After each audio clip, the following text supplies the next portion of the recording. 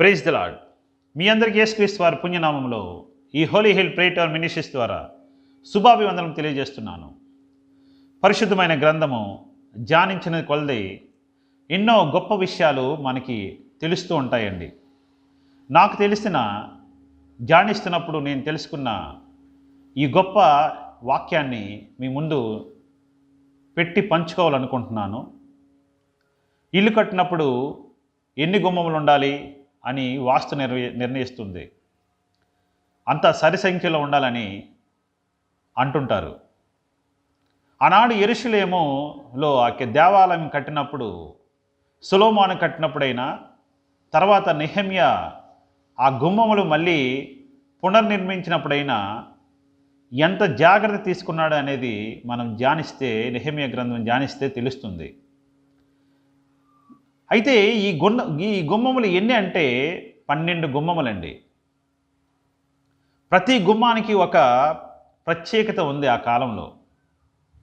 ఈ 12 గుమ్మముల పేర్లు ఒక్కసారి నెహెమ్యా గ్రంథము 3వ అధ్యాయం మీరు చదవగలిగితే, నెహెమ్యా గ్రంథము 3వ అధ్యాయం మీరు చదవగలిగితే, ఈ 12 గుమ్మములు దేవుడు ఏ విధంగా ఆ యొక్క దేవాలయం చుట్టూ గుమ్మములను ఏర్పరిచాడు, ఎందుకు ఏర్పరిచాడో మనకు అర్థం అవుతుంటుందండి. ఈ గుమ్మముల పేర్లు ఏమనగా, మొట్టమొదటి గుమ్మము గొర్రెల గుమ్మము. గొర్రెలు బలి ఇవ్వడానికి ఒక గుమ్మం ఉండేదండి ఆ కాలంలో.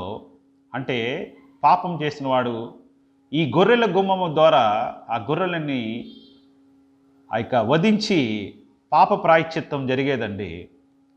యేసుక్రీస్తు వారు ఉన్నంతకాలం ఈ గొర్రెల గుమ్మము ద్వారా ఆయన పక్కన బెతస్దా అనే కోనేరు దగ్గర ఆయన ఎక్కువ ఈ యొక్క దేవాలయంలోకి వచ్చేవారని లేఖనాలు సెలవిస్తున్నాయి. ఎందుకంటే లోక పాపములు మోసుకొని పోవు గొర్రె పిల్లగా ఆయన గొర్రెల గుమ్మం నుండే లోపలికి వచ్చేవారండి. మొట్టమొదటి గొర్రెల గుమ్మము. రెండవది మత్స్యపు గుమ్మము. చేపలు పట్టే జాలర్లుగా దేవుడు ఆ యొక్క శిష్యుల్ని తయారు చేస్తున్నా అంటాడు. దాన్ని మత్స్యపు గుమ్మము అంటారు. తర్వాత పాత గుమ్మము, ఓల్డ్ ఈజ్ గోల్డ్ అంటాం మనం. పాత గుమ్మము 3వ అధ్యాయం 6వ వచనంలో మీరు చూడగలరు. తర్వాత లోయ గుమ్మము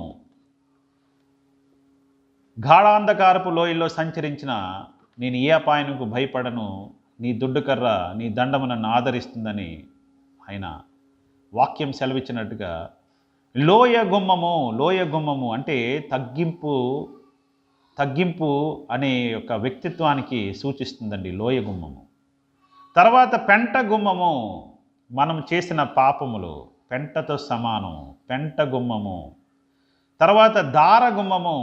ధార అంటే నీరు, వాక్యానికి విలువిస్తూ దార గుమ్మముగా దేవుడు తయారు చేయించాడండి. తర్వాత నీటి గుమ్మము. నీరన్న వాక్యమే. వాక్యపు లోతుల్లో మనము జీవ జలధారలు మీకు ఇస్తాను, మీరు ఎప్పుడు దప్పికొనరు అని దేవుడు సెలవిస్తుంటాడు. ఆ గుమ్మాన్ని నీటి గుమ్మం అంటారు. తర్వాత గుర్రాల గుమ్మము అంటే మన యొక్క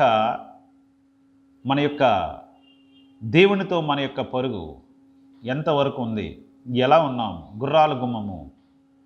తర్వాత తూర్పు గుమ్మము.